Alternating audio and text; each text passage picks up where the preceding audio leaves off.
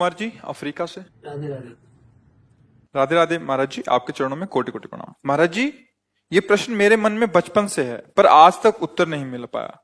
प्रश्न लिखते हुए भी मन डर रहा है कि आप क्या सोचेंगे। महाराज पता, जी, देखो हमको कुछ पता नहीं, हमें कुछ सोच नहीं।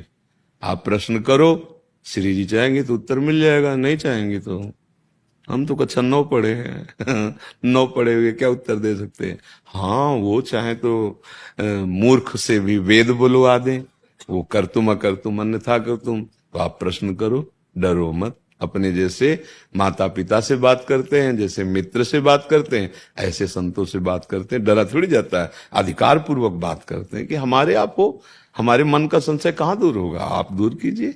क्योंकि जैसे अपने माता पिता, अपने मित्र तो हम अधिकार पूर्वक बात करते हैं ना, ऐसे संतों से बात करते हैं, डरा नहीं जाता। महाराज जी, आपके सत्संग में सुना है कि भगवान के भजन करने वाले को त्रिभुवन में कोई भी परास्त नहीं कर सकता। महाराज जी, पर फिर भी वैष्णो देवी जाते समय बस खाई में क्यों गिर गई? अमरनाथ और केदारनाथ देखो यात्रा बच्चा, में कई बार बर्फबारी हो गई। देखो बच्चा, सकामता के लिए न जाने कितने कुकर्म किए हैं और उसी सकामता के लिए जा रहे हैं। उसी सकामता की प्रारंभिक ना निरंतर भजन करने वाले हैं, न ये शरीर समर्पित है, न मन समर्पित है, न प्राण समर्पित है, तो भी उनका मंगल हुआ। क्योंकि वो जा रहे हैं वैष्णो देवी, मरना तो था ही उनको, पर मरे वैष्णो देवी में, उनका मंगल हो गया बच्चा। वो कोई भगत इस कोटि के नहीं जिस कोटि की बात हम जो सत्संग में करते हैं। बाल बांका का मतलब, अब उनका भी बाल बांका हुआ क्या? उनको यमदूत ले जाएंगे क्या? वो नरक जाएंगे क्या? क्योंकि उनका लक्ष्य था मां भगवती के दर्शन करने। इतने बड़े तपस्वी नहीं थे, इतने बड़े महात्मा नहीं थे, उन्होंने मनोनिग्रह नहीं किया था, लेकिन जो ये सब करने का फल मिलता है वो उनको मिल गया। शरीर तो छूटना ही था। शरीर की एक अवधि है। अगर 60 वर्ष की आयु है तो सेकंड नहीं बढ़ा पाओगे। सेकंड 60 वर्ष तक तुमने जितनी संपत्ति कमाई सब दे दो और 1 सेकंड श्वास बढ़वा लो, ऐसा सृष्टि में विधान नहीं है। ऐसी कीमती श्वासों को भगवान में लगाया ही नहीं, पर फिर भी काम बन गया। बद्री नारायण गए, बस कंट्रोल बाहर हुई, सब के सब मर गए। कहां पहुंचे? भगवान। इसको निगेटिव के लेते हो, नकारात्मक सोच में के लेते हो। आप वृंदावन आए, आप रिक्शा में बैठे, रिक्शा पलट गया, हाथ टूट गया। अब आपको लगेगा कि मैं वृंदावन आया, भगवत मार्ग में कदम रखा, यार हमने यहां क्या पाप किया जो भैया हमारा हाथ टूट गया? हाँ, तुम्हारी गर्दन टूटनी थी, तुम्हारी नस नस टूटनी थी। अब एक हाथ टूट करके सब पूरा निपट गया। एक जो है, कई बार सुना चुके हैं, सत्संग जो अच्छे से सुनोगे तो उत्तर सब उसी में मिल जाएंगे। बाल्यावस्था से भजन में लगे हुए थे, तो यौवन अवस्था थी, बैरागी बनकर गंगा स्नान करने जा रहे थे कि 90 लोग उधर से, कोई भाला, कोई लाठी, कोई तलवार, उस समय ये चलती थी, वो घेर लिए उनको मारने के लिए।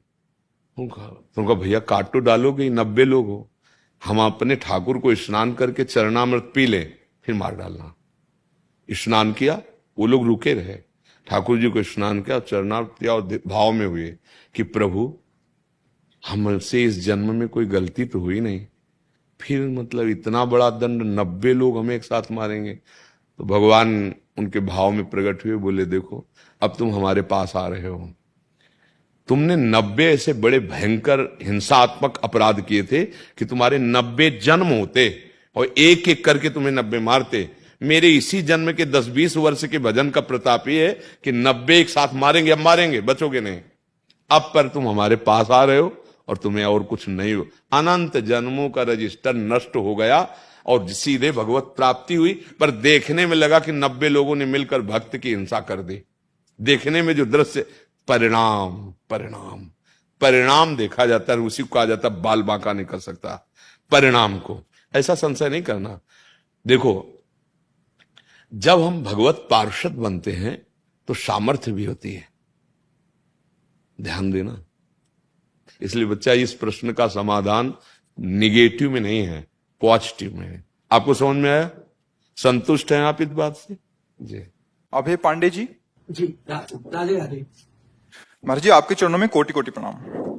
महाराज जी, गीता में कहा गया है कि कर्म करो और फल की इच्छा ना करो, परंतु बहुत प्रयास करने के बाद भी मन हमेशा फल हेतु प्रेरित करता है। देखो, अज्ञान की धरा में फला आसक्ति, सकामता, इसके बिना वो कुछ सोच ही नहीं सकता। जब अज्ञान की धरा होती है ना, तो वो मतलब चाहे लाख उपदेश सुनो या पढ़ो, रंग नहीं आएगा। जब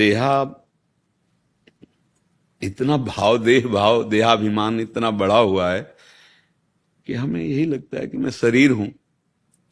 इंद्रियों की विलासता जो मन के साथ भोगों में लगता है मेरा ही सुख है, अब बिना कामना को कदम भी नहीं रख सकता। वो निष्कामता या फल की आकांक्षा न रखकर, ये तो विवेकवानों का कार्य है। भगवान को कोई फल की थोड़ी जरूरत है, लेकिन जब अवतार लेते हैं तो अपने ही सिद्धांत के अनुसार चलते हैं। जो शास्त्र भगवान की वाणी है, वेदों की रचना किसी ने की, विभाग जरूर भगवान अवतार लेकर व्यास देव जी के रूप में किया। वेद अपौरुषेय है, स्वयं प्रकट है। जैसे भगवान का अवतार होता है, ऐसे वेद का अवतार हुआ। वेद किसी की रचना नहीं है। तो भगवान जब अवतार लेते हैं तो वेद के अनुसार, धर्म के अनुसार ही। अब धर्म का कितना स्वरूप कोई जानता है, जो नहीं जानते हैं उनके ऊपर भी दोषारोपण करने की मलिनता रखते हैं हृदय में। तो ये जो सकामता है, ये देहाभिमान के कारण है, देह भाव के कारण है। तो मूल जो हमारे को बंधन प्राप्त हुआ वो अहम ही है। संस्कृति मूल शूल प्रदनाना, सकल शोकदायक अभिमाना। अब ये सत्संग के द्वारा दूर होता है।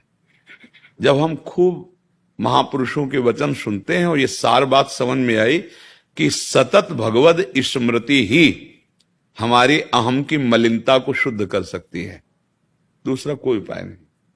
अब आपको कामना करनी है कि मुझे हृदय पवित्र करना है।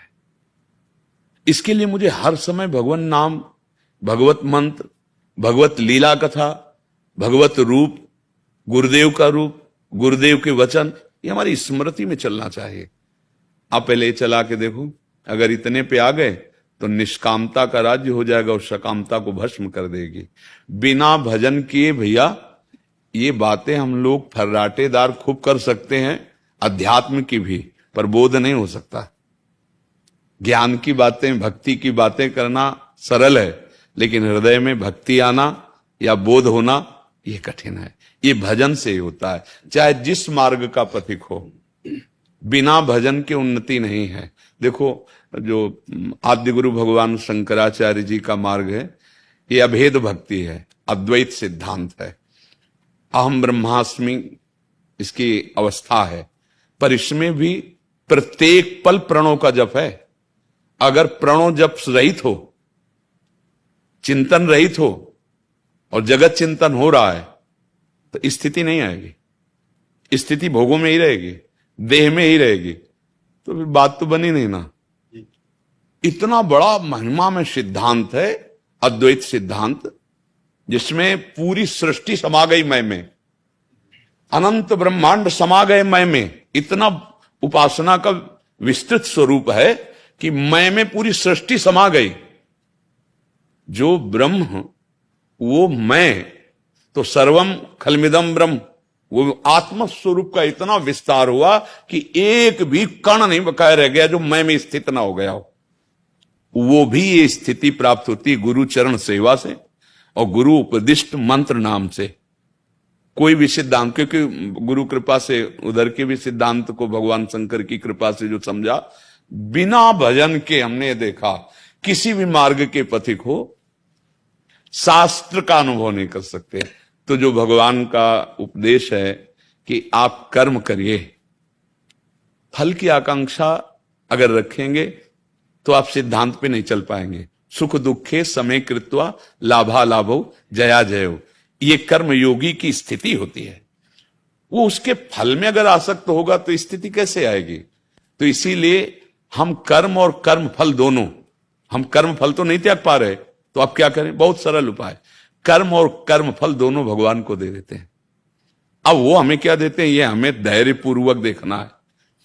धैर्यपूर्वक, जैसे हम दही नहीं छोड़ सकते, पर हमारे रोग निवारण के लिए डॉक्टर वैद्य ने कहा दही छोड़ना ही है। आप ईमानदारी से उनसे कह दो कि सर हम दही नहीं छोड़ पाएंगे। अब वो दही में ऐसी औषधि मिला के देगा कि नुकसान नहीं करेगा। तो हम पहले कर्म, हम नहीं कर्म फल की आशा छोड़ पाते, तो हम रखें। समझो कैसे, जैसे रोगी को दही निषेध है, कर्मयोगी को